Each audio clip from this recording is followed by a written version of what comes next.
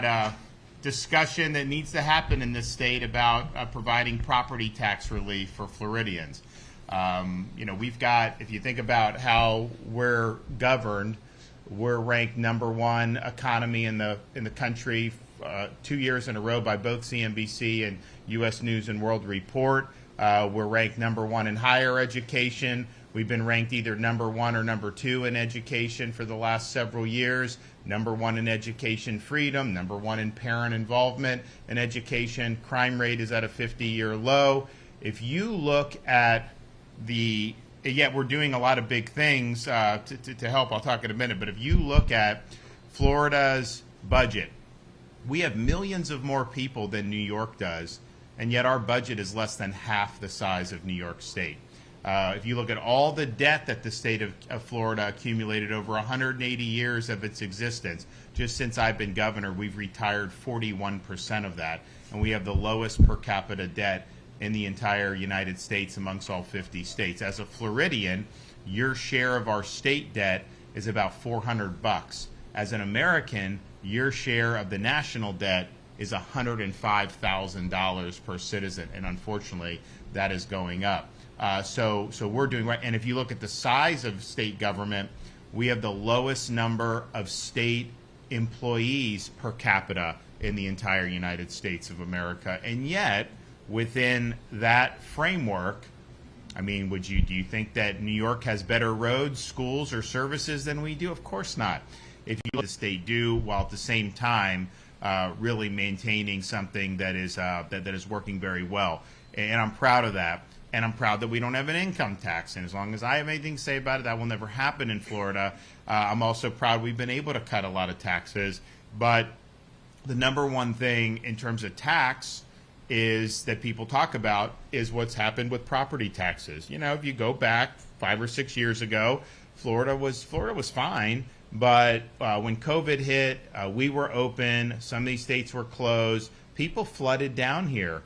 And you had massive spike in real estate values, and which, on the one hand, like you have your home, that's your #1 asset for many people, and if you bought it for $250,000 10 years ago, then all of a sudden over a 5-year period it triples in value. That for you is an asset if you eventually sell it that you would realize, but with the increase in values as people are buying homes in particular, you have higher tax basis to pay property taxes. And sometimes, you have a homestead is great, but the homestead is limited in terms of how much benefits you get.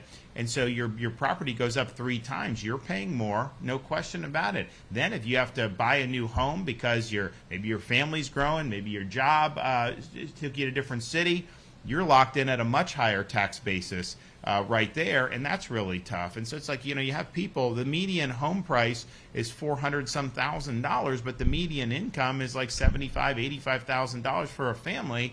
And so how does it work where you're having to pay $10,000 a year just in property taxes? And the thing about it is, this is supposed to be your private property, but yet you could own your home for 50 years and you still got to pay the government just to live on your property. I mean, at some point, when do you own your property free and clear, or are you just always going to be paying rent to the government? So I think there's a philosophical debate that we need to have about property tax, but there's also just the practical debate, and this is not due at the state level, but structurally, if you look at Florida's Constitution, this is a local, so your millage rate is not set by the state. What they do with the revenues coming in is done usually with city and county.